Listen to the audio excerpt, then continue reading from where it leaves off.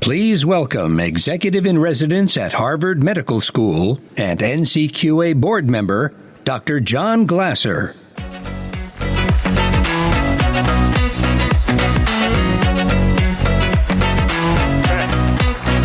Thank you. As you might have gathered, my name is John Glasser, and I have the honor and privilege of welcoming you to the Health Innovation Summit.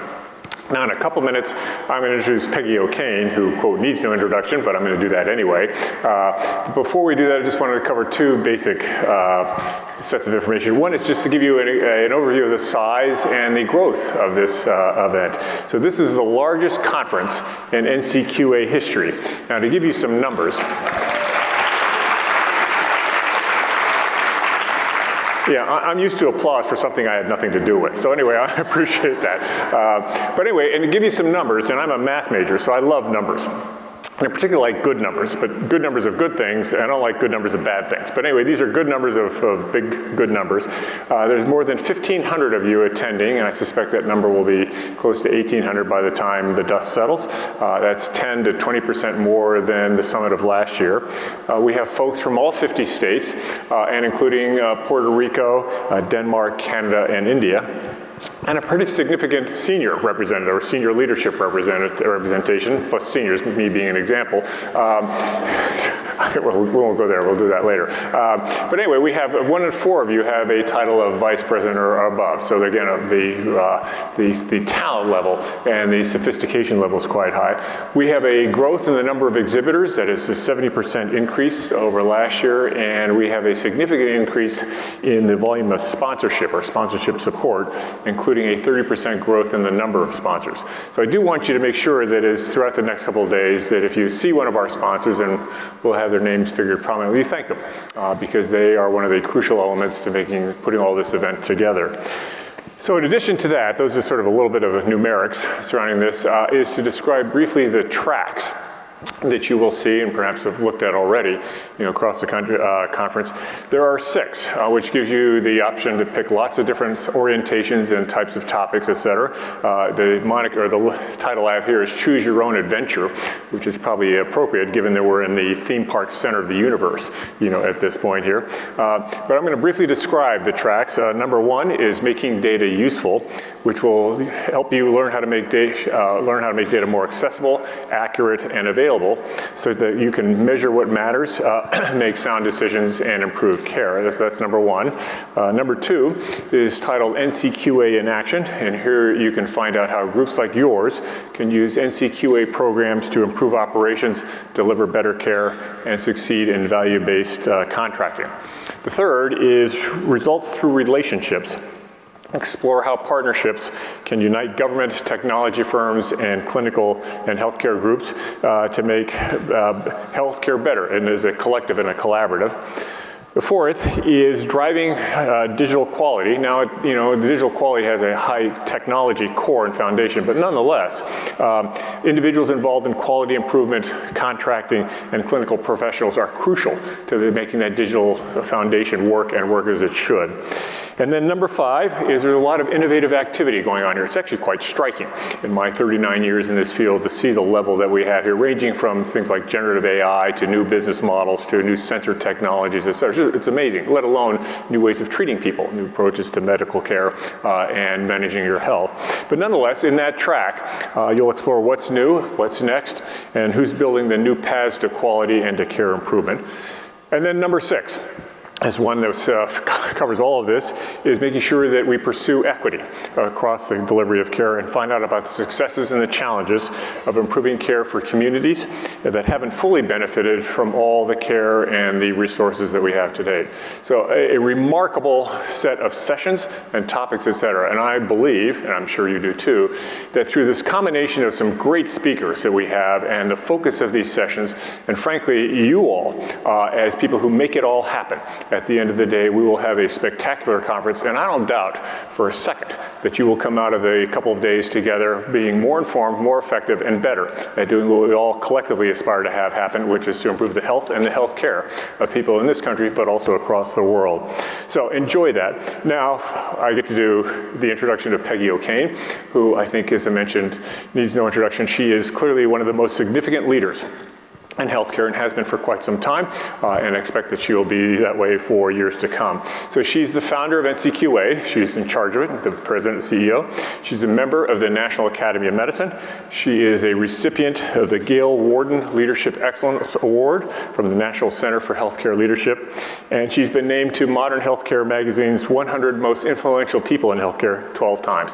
So without further ado, as they say, Peggy, you're on.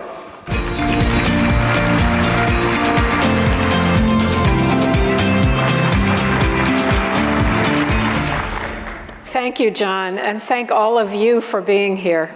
We are so excited. When we started NCQA 33 years ago, we could only dream of gathering like this with so many people who actually get the job of improving quality done every day. And all of us together in one place. It's an opportunity to learn from each other, and I mean, you learn from each other, we learn from you, our speakers learn from each other, all of that, every dimension. And also to kind of support each other, because the work we do is very challenging. It's technically challenging, and you know, we're living in pretty crazy times, so we need all the help we can bring to each other. So today I'd like to frame for you the priorities that we'll be talking about and you'll be hearing about at this event. And I'd like to tell you what I hope you'll get from our time together over these next 2.5 days. There are also 3 new developments that I'm going to talk about in particular. The first is CMS's announcement of a universal foundation for quality measurement. And in February, this February, CMS announced the Universal Foundation aligning quality measures, and we congratulate them for their leadership in acting on the idea that aligning measures is one of the best ways to really put some punch behind quality measurement. When we have things being measured differently at the practitioner level, at the delivery system level, and at the plan level, the differences can be extremely annoying and unmotivating for practitioners, and also confusing, and we kind of squander our signal then. So alignment, remember that idea, because I'm going to come back to it. So digital quality measurement has made big strides too. It's fair to say that NCQA has become obsessed with digital measurement and the potential that digitally enabled care offers to our healthcare system. And there are many reasons we're determined to build a digital future. So let me just highlight 3 of those reasons. First, and most important, digital measurement is key to reducing the burden of measurement on providers and practitioners. Reducing burden is the quality community doing our part to relieve a healthcare workforce that's more strained and demoralized than I've ever seen. We want measurement to flow from the day-to-day delivery of care. Quality shouldn't be a separate process or a second job that practitioners have to do on top of their duties taking care of patients. In a digital world, measurement will happen automatically as a byproduct of care. When measurement becomes less of a burden on practitioners, they can focus on quality improvement, on their patients, and also on getting some time back for themselves. Another great thing about digital measurement is it can tee up the right thing to happen at the right time, at the point of care, so getting it done right the first time. When data flow freely, providers get timely, relevant feedback or signals that they can use in the exam room and in other, like digital interactions with patients. Third, a digital measurement ecosystem can help us shift the paradigm of what quality is all about. Going digital can help us make quality less of a contest and more about lifting the performance of the whole system. Obstacles are everywhere in our quest to digitalize care. It's complex work, full of wicked problems. But there is transformational potential, and the transformation of care itself is something that I think we're beginning to see glimmers of, and we can only imagine what that's going to be like in the future. So let's talk about alignment. People ask, what will it take to cut through these problems? So I come back to the one thing, alignment. Lack of alignment is the main barrier to better measurement and to sharing data more efficiently. People who care about quality have to come together and agree on data standards and core principles that work for everyone.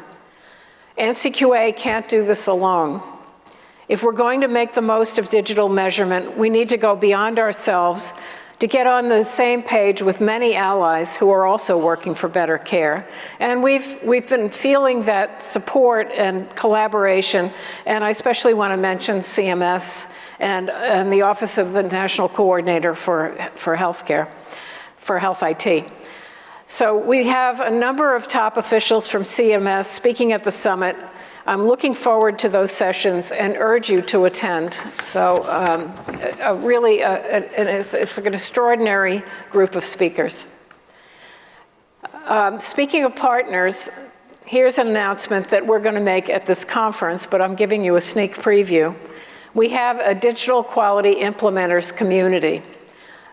This is taking a group of people, and this is a group that's been organized by NCQA and Levitt Partners, and we're out there talking to others who are playing an important foundational role in the whole digital measurement ecosystem. And so in this room on Wednesday, we will launch this new collaboration that will help us reach the digital future, the Digital Quality Implementer Community. That's a group of public and private leaders building tools and platforms that make digital measurement possible. So again, right here, Wednesday at 11:40. It's also my pleasure to announce that we've reached an important milestone in our journey toward a world of digital measurement. NCQA has just digitalized 77 HEDIS measures. That means we've rewritten 77 of our measures as software code. Because of that, you can produce scores from digital HEDIS without needing to program the measures yourself. Digitalizing HEDIS is a big step towards creating a world of efficient and effective digital measurement, but it's far from the final step. So what we're trying to accomplish with digital measurement is our most ambitious project in our 33 years. And we're getting closer to our shorter-term goals every day. You still can't use digital HEDIS for reporting because there's a lot of benchmarking and so forth that we have to understand first. But you can use it for quality improvement. So we also have a group of early adopters. We have, I believe, 5 now, and I think several more in the pipeline. And we're going to be accepting more applicants for early adopter status. And they will help us work through. As you know, the digital ecosystem is different in each organization. And so we have to understand some of that variety if we're going to do our job right. There's another priority right alongside digital measurement that we've been putting a lot of energy into and that we think is vital to our country's future, health equity. There can be no quality without equity. We've committed to integrating health equity into all of our measures and programs. Health equity has become the water we swim in and something that permeates everything we want to achieve. This conference reflects that commitment. More than 20% of sessions focus on health equity. I'm impressed by the leadership of state Medicaid officials on health equity. They are some of the most dedicated and effective people working to advance quality today. They helped us learn about health equity, and now we're helping them. 14 states, including California, mandate our health equity accreditation for Medicaid health plans in their state. That means almost 30 million Medicaid enrollees are in a plan that NCQA health equity accreditation helps to hold accountable. It's gratifying to see so many state leaders stepping up to make care better for people who've been left out or left behind. Like digital transformation, equity cannot be achieved alone. It requires alignment, again, and collective action. And NCQA is helping to make healthcare more equitable by building a foundation of evidence, identifying best practices, and creating new measurement strategies. In the last year, we've released new tools and reports to help improve data collection critical to health equity. We've made HEDIS measures more gender inclusive and expanded race and ethnicity stratification so that we can actually analyze more carefully where and why care gaps exist. Now we're building partnerships with community organizations, looking at how health plans can help address climate change and building ways to score equity as a dimension of quality. And now for the third piece of news I get to share with you today. The CMS Office of Minority Health has awarded NCQA a major contract called the Health Equity Accelerator. This multi-year program addresses health and healthcare disparities affecting underserved populations. We are honored to continue our productive relationship with the Office of Minority Health. We also look forward to partnering with RAND and Rainmakers Health on this gratifying and important work. That brings me to you, and what I hope you take away from the summit. It comes down to the words beside me on the stage: inspire and connect. We convened this conference so you can learn from each other and from the speakers, because we all need new ideas. We're doing things that haven't been done before, and we need to learn from each other in order to make things happen in an appropriate time frame. And I know that there's one thing I know: if you work in quality, your job is hard. Quality is hard. Reinventing healthcare is hard. Turning around decades of analog thinking and inequities in healthcare seems impossible some days. And when you go home on Wednesday, I hope you're brimming with new ideas and energized in the knowledge that you've got a hard job, but you're not alone. There's a whole community of people working for the same things as you. Together, we can get where we all want to go. And before I close, I just want to thank the NCQA staff and the speakers.